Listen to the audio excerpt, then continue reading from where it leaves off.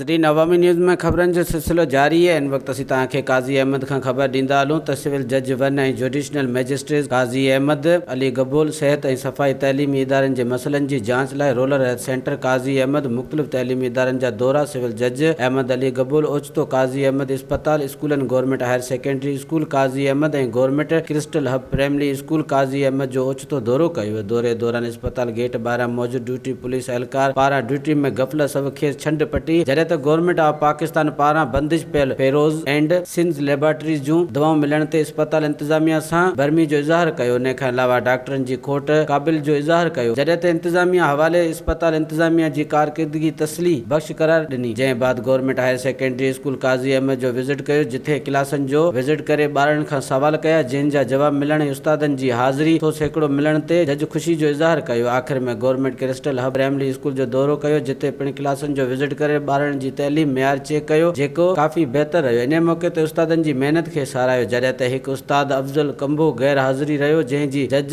भरमी जो इज़हार करे विज़िट बुक ते नोट लॻायो। जंहिं लाइ स्कूल हेडमास्टर अहमद खान कलोई ॿुधायो त उस्ताद अफ़ज़ल कंबो पंहिंजे अज़ीज़ जी फ़ौतगी सबबु गैर हाज़िर रहियो आहे। वधीक ख़बरनि ऐं तफ़सील जे लाइ विज़िट कयो असांजी वेबसाइट awamiNewsHD.com ऐं ॾिसंदा रहो अवामी न्यूज़ HD।